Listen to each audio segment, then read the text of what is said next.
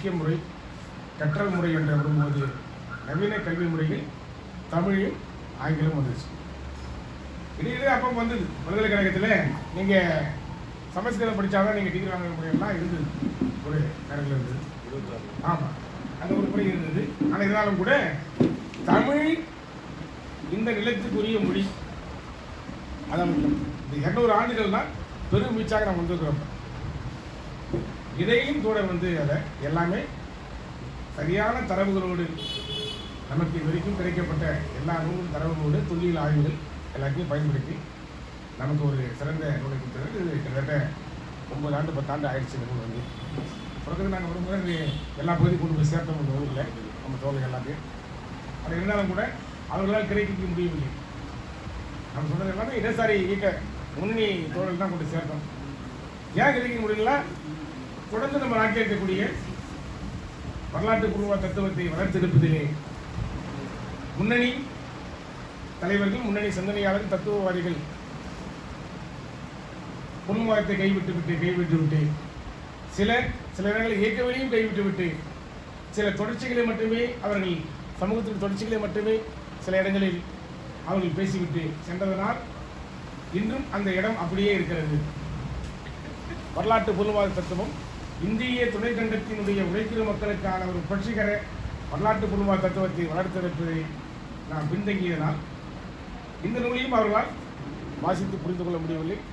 இது ஏன்னா எதுவுமே ஒரு சமூகத்தினுடைய தொடர்ச்சியை சொல்லணும். நீங்கள் எந்த ஒரு கருத்தில் எடுத்துக்கொண்டாலும் அதனுடைய எப்போ தொடங்கிச்சு, எப்படிலாம் டெவலப் ஆகிட்டு வந்துச்சு, இல்லை எப்போ வீழ்ச்சடைக்குது, அதனுடைய வர்க்கத்தன்மை என்ன, இதையெல்லாம் சொல்லணும். இப்படி தொடர்ச்சி சொல்வதா இது ஒரு வரலாற்று பொருள்வாத பார்வை, அது இயக்கவியல் பொருள்வாத பார்வை தான் சொல்லுவோம்.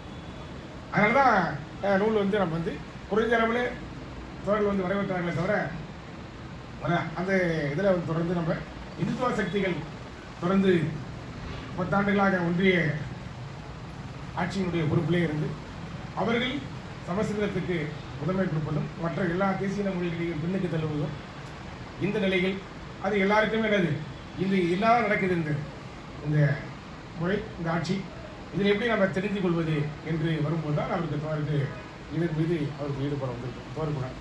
ஏன்னா சமூக நிலைமை தானே ஒருத்தர் சிந்திக்க தோணுது. சமூக இருப்பை ஒரு மனிதனுடைய சிந்தனையை தீர்மானிக்குது என்று மாதிரி சொன்னார் இல்லையா? அது மாதிரி அந்த சமூக இருப்பது சமூக இருப்புனா அப்படி இருப்பதல்ல, அது இயற்கவே தான், இயற்கை தான், உறவுகள் தான். சொல்லுகிற போக்கள் நம்ம சொல்லுவோம். பீயிங் நம்ம சொல்கிறோம் இல்லையா? சமூக இருப்பு என்பது சமூகத்தினுடைய இயக்கத்துக்குள்ளே செயல்படுகிற போது வருவது கூட இருக்கிறது. முக்கியமான நூல் தோழர்கள் இளங்கோ தோழர்கள் நமக்கு அவருக்கு நம்ம குறைவாக தான் கொடுக்குறோம்.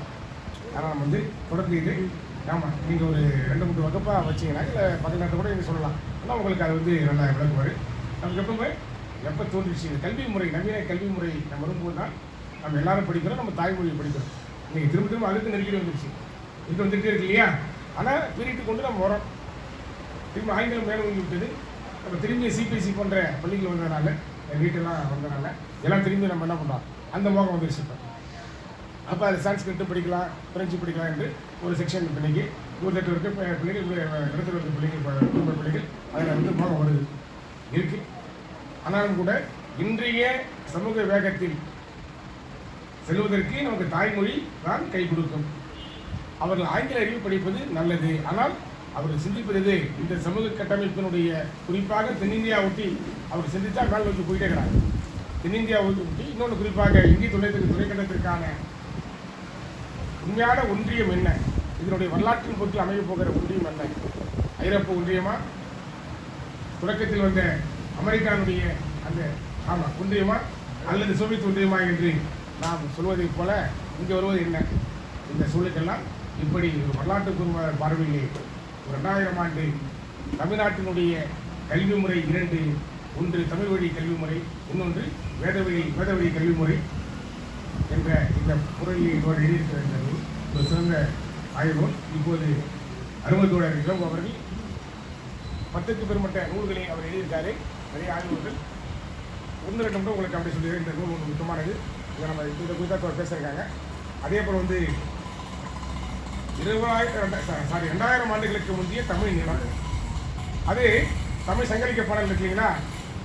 அந்த பாடலை பாடி சென்ற பாடம் எந்த வழியாக போனாங்க, எங்கே கிளம்பி எங்கே போனாங்க, அந்த ரூட்லாம் போகும்போதே பாடிட்டு போய்க்கிறான். அந்த ஊர்களே அந்த ஆறுகளை பாடிட்டு போயிருக்காங்க. அதே ஒரு வரைபடமாக கொடுத்துருக்காங்க. வந்து சிறுபான்மை பாடிய புலமை எப்படி போனால் பெருமாநாட்டை பாடிய புலமைகள்லாம் போனாங்க. இந்த செய்திகளாம் சொல்கிறோம். பல செய்தி அது முக்கியமான நமக்கு வந்து ஏன்னா ஒரு பாடல் பார்க்குறோம் கேட்குறோம், இது எந்த ஊரில் பாடியிருப்பாங்க, யார் பாடியிருப்பாங்க, எங்கே அது அப்படி நமக்கு ஒரு தெரியலையே. இப்போ நமக்கு ரியாலிட்டி தெரியலையே அது மாதிரி. சார் இது ஒன்று தமிழ் நிலம் சார் முடிச்சார். அப்புறம் மனிதர்களுக்கு எதிரான முற்போக்கு தமிழ் மரபு ஒன்று. தமிழக தொழில் ஆய்வுகள் கீழடி வரை இது வரைக்கும் எங்கே நம்ம அங்கே ஆரம்பிச்சது வரைக்கும், சிந்திலிருந்து ஆரம்பிச்சது வரைக்கும் என்னென்ன வந்திருக்கின்றது.